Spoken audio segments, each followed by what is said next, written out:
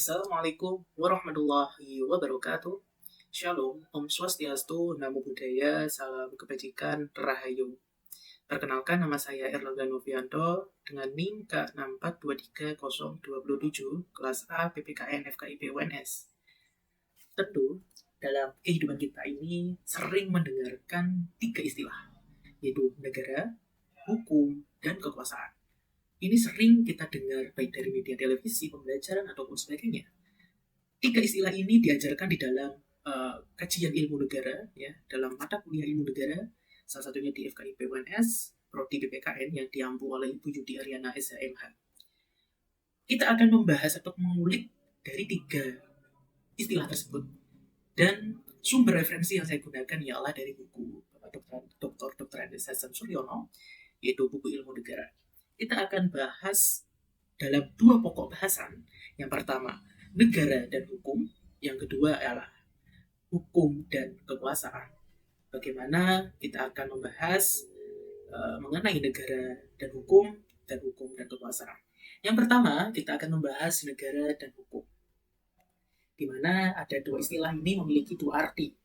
Yang pertama, semua alat-alat perlengkapan negara itu tidak boleh bertindak secara sewenang-wenang, baik terhadap warga negara maupun dalam hubungan antar perlengkapan negara, ya, dan harus memperhatikan peraturan-peraturan hukum yang berlaku. Yang kedua, yaitu semua orang, yaitu penduduk, harus tunduk pada peraturan-peraturan hukum yang berlaku dalam perhubungan kemasyarakatan. Negara dan hukum ini saling berpengaruh, ya, dan dapat dijelaskan dalam 2 teori, yaitu kedaulatan negara dan teori kedaulatan hukum. Menurut teori kedaulatan negara dari Profesor Strachan, negaralah yang dianggap sebagai sumber segala kekuasaan dalam wilayah suatu negara. Sedangkan menurut Profesor Krabe, yaitu teori kedaulatan hukum, pada pokoknya negara tunduk pada hukum, maka hukumlah yang dianggap berdaulat atas negara. Kedua teori ini semuanya benar. Meskipun seperti itu, ada seorang cendekiawan, yaitu Hans Kelsen, yang berpendapat bahwa negara tidak berbeda sedikit pun dengan hukum. Menurut Kelsen, negara akan mewujud sejauh apabila ia mampu mewujudkan dirinya atas dasar hukum. Lalu ada 4 upaya dalam pemecahan dualisme antara negara dan hukum. Apa saja? Yang pertama ialah mengabaikan baik kedudukan individu maupun kemanusiaan di dalam hukum. Yang kedua, negara selalu menghendaki hukum. Ketiga, meniadakan negara sebagai pribadi bebas. Dan yang keempat, menurut teori Marxis, baik hukum maupun negara akan sama-sama menghilang ketika alat produksi jatuh ke tangan masyarakat. Selain itu, ada pandangan dari Makivar melalui bukunya The Modern State, bahwa yang harus tunduk itu bukan negara, tetapi badan-badan pemerintah atau government. Selanjutnya ada pokok bahasan kita yang kedua, yaitu hukum dan kekuasaan. Menurut Profesor Paperzak, ya, ada 2 cara dalam memperlihatkan, ya, hubungan antara hukum dan kekuasaan. Yang pertama, menelaah dari konsep sanksi. Apakah sanksi harus dimasukkan ke dalam definisi hak atau hukum? Dengan pertanyaan, apakah sanksi adalah esensi dari hak dan hukum? Nah, pada dasarnya, sanksi adalah penegakan aturan-aturan hukum atau keputusan-keputusan hukum secara sah, ya, aturan atau keputusan hukum secara sah. Hakikat dari penegakan hukum adalah bentuk sah dari penggunaan kekerasan yang dikenakan pada seseorang yang tidak mau tunduk pada aturan-aturan atau keputusan hukum. Nah, yang kedua ini yaitu melalui penciptaan dan perubahan aturan-aturan hukum yang diatur oleh hukum, tercantum dalam konstitusi. Nah, penegakan prosedur yang benar dalam pembentukan dan perubahan aturan hukum adalah suatu bentuk sanksi juga. Penegakan konstitusi mengasumsikan adanya kekuatan. Kekuatan atau force. Seperti apa itu kekuatan atau force itu? Ya, kekuatan atau force yang mendukung aturan-aturan dan sistem hukum itu dapat berupa 5 hal. Yang pertama yaitu keyakinan moral dari masyarakat. Kedua, persetujuan atau konsensus dari seluruh masyarakat atau rakyat. Ketiga adalah kewibawaan dari seorang pemimpin yang karismatik. Keempat, kekuasaan yang semata-mata sewenang-wenang, kekerasan belaka. Dan yang kelima, kombinasi dari faktor-faktor tersebut di atas. Faktor-faktor tersebut itu memunculkan gejala kekuasaan atau power di dalam masyarakat. Lalu, apa itu hukum? Hukum adalah rangkaian peraturan-peraturan mengenai tingkah laku manusia atau badan-badan, baik badan hukum maupun yang bukan badan hukum, sebagai anggota suatu masyarakat. Tingkah laku itu ada dua macam, yaitu berbuat sesuatu dan tidak berbuat sesuatu. Kemudian peraturan hukum itu juga berwujud dua macam pula. Yang pertama, mewajibkan atau memperbolehkan berbuat sesuatu. Dan yang kedua, melarang berbuat sesuatu yang disebut dengan norma-norma. Nah, kemudian ada 5 konsep dalam hukum. Apa saja 5 konsep dalam hukum tersebut? Yang pertama, hukum adalah asas kebenaran dan juga asas keadilan yang bersifat kodrati dan berlaku seluruhnya, menyeluruh, universal. Kedua, hukum adalah norma-norma positif di dalam sistem perundang-undangan hukum nasional. Yang ketiga adalah hukum apa yang diputuskan oleh hakim in concreto dalam hal yang konkret atau istimewa dan tersistematisasi sebagai judgment law, pembentukan hukum oleh hakim. Keempat, hukum adalah pola-pola perilaku sosial yang terlembagakan, variabel sosial yang empiris. Hukum adalah manifestasi makna-makna simbolis para pelaku sosial, sebagaimana tampak dalam interaksi di antara mereka, menurut Wignio Subroto. Kemudian, bagaimana fungsi hukum, baik sebagai sarana rekayasa sosial maupun sebagai kontrol sosial, maka setiap peraturan itu yang diciptakan, dijalankan, harus sesuai dengan tujuan dan makna yang dikandungnya.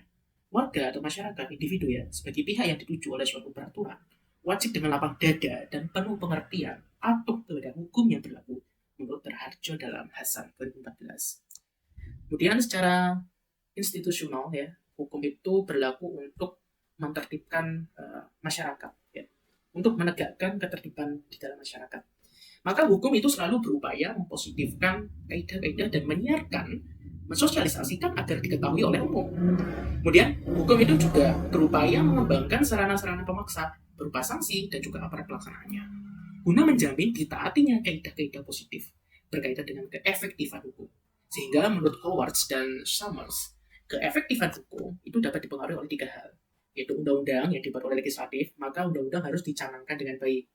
Kedua, pelaksana hukum, yaitu eksekutor, maka pelaksana hukum harus menunaikan tugasnya secara seragam dan sedapat mungkin senafas dan bunyi penafsiran yang mungkin coba dilaksanakan oleh warga masyarakat yang terkena. Dan yang ketiga, yaitu aparat penegak hukum. Ada kepolisian, jaksa, hakim, lembaga pemasyarakatan, dan advokat, yudikatif.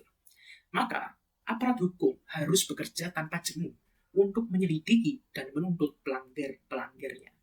Kemudian berlakunya hukum secara teoritis itu ada 3, yuridis, sosiologis, filosofis. Secara yuridis, itu undang-undang mempunyai kekuatan yang berlaku yuridis apabila persyaratan formal terpenuhi undang-undang telah terpenuhi. Jika hanya ini saja ya yang terpenuhi, maka hukum akan menjadi suatu kaidah yang mati. Kemudian secara sosiologis ya, di mana berlakunya hukum merupakan kenyataan di dalam masyarakat. Jika apabila hanya ini saja yang terpenuhi, maka akan tampak menjadi aturan-aturan yang memaksa atau pemaksa.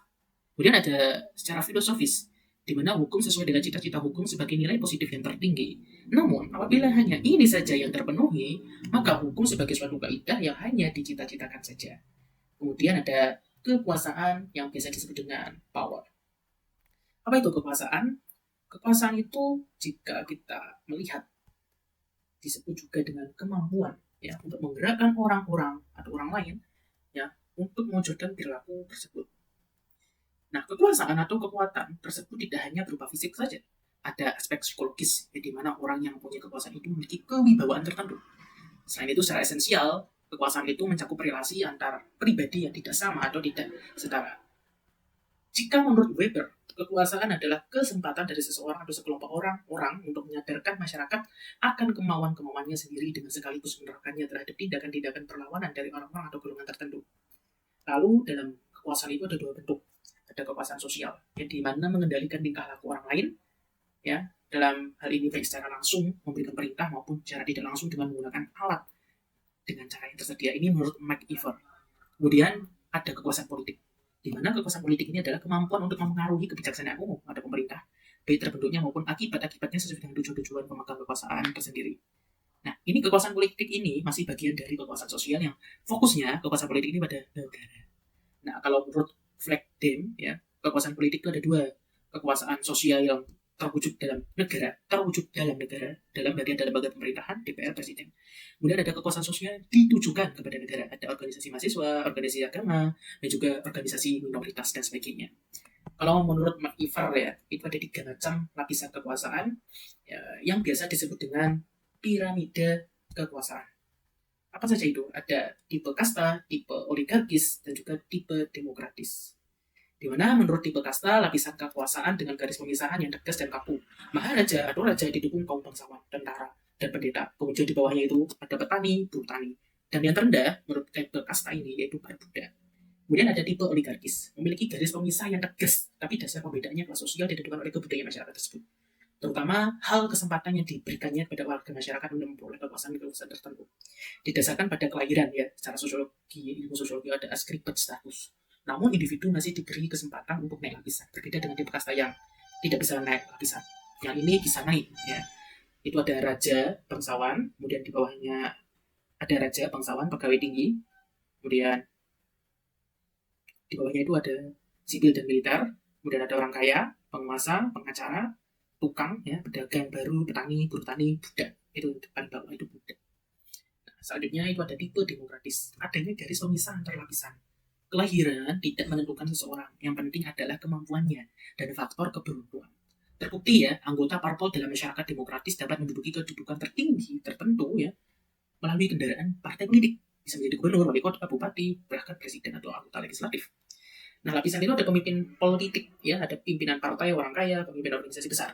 Kemudian ada pejabat administrasi, kelas-kelas dasar, keahlian, kemudian ahli teknik, petani, pedagang, kemudian ada pekerja rendahan, ya, partai-partai rendahan. Nah, piramida tersebut merupakan tipe-tipe yang ideal dan dapat dikatakan idaman. Namun dalam kenyataannya tidak jarang mengalami penyimpangan. Penyimpangan hal tersebut diakibatkan oleh masyarakat yang mengalami perubahan sosial dan budaya. Kemudian ada Profesor Mr. R. Cranbrook dan Mr. K. B. Sabardin dalam bukunya Ilmu Negara Umum, Alkim Regimen Statzler ya, mengungkapkan teori sumber dan asal-usul kekuasaan. Ada 3, ya, ada teori teokrasi, ya, ada teori hukum alam, ada teori kekuasaan. Di mana menurut teori teokrasi ini, asal atau sumber kekuasaan pada abad pertengahan adalah Tuhan. Kedua, teori hukum alam, kekuasaan berasal dari rakyat, bukan dari Tuhan, melainkan alam, kodrat. Kekuasaan yang ada pada rakyat diserahkan pada seorang raja untuk menyelenggarakan kepentingan rakyat. Ketika ada teori kekuasaan, kisah dan negara terjadi karena diciptakan oleh orang-orang tua yang paling berani dan gagah perkasa sehingga yang lemah tunduk padanya. Selain itu ada beberapa tokoh ya, salah satunya ada Karl Marx ya. Negara adalah alat-alat dari orang yang kuat ekonominya untuk menguasai orang yang lemah ekonominya. Kemudian menurut Harold J. Lesky, hakikat negara hanyalah merupakan kekuasaan pemaksa yang digunakan untuk melindungi sistem hak dan kewajiban dari suatu proses dan produksi. Sehingga dapat disimpulkan beberapa hal dari penjelasan saya sebelumnya ya, bahwa dalam kehidupan masyarakat kekuasaan mempunyai arti penting bagi hukum karena kekuasaan bukan hanya merupakan instrumen pembentuk hukum atau lawmaking, tapi juga sebagai instrumen penegakan hukum atau law enforcement. Pembentukan hukum, khususnya undang-undang, dilakukan melalui mekanisme kekuasaan politik dalam lembaga legislatif di mana kepentingan kelompok masyarakat yang saling bertentangan diupayakan untuk dikompromikan guna menghasilkan suatu rumusan kaidah hukum yang dapat diterima semua pihak. Penegakan hukum merupakan upaya untuk mendorong masyarakat agar menaati aturan-aturan hukum yang berlaku, yaitu upaya preventif dan juga penjatuhan sanksi hukum terhadap kasus-kasus pelanggaran hukum yang terjadi dalam masyarakat. Ini upaya represifnya. Hukum juga memiliki arti penting bagi kekuasaan negara karena hukum dapat berperan sebagai sarana legislasi bagi kekuasaan formal, bagi lembaga negara, unit pemerintah, pejabat negara, dan pemerintahan. Legislasi kekuasaan itu dilakukan melalui penetapan landasan hukum bagi kekuasaan melalui aturan-aturan hukum. Di samping itu, hukum dapat pula berperan mengontrol kekuasaan sehingga pelaksanaannya dapat dipertanggungjawabkan secara legal dan etis. Hukum tanpa kekuasaan adalah angan-angan. Sebaliknya, kekuasaan tanpa hukum adalah kesewenang-wenangan. Sekian materi dari saya. Wassalamualaikum warahmatullahi wabarakatuh. Sampai jumpa.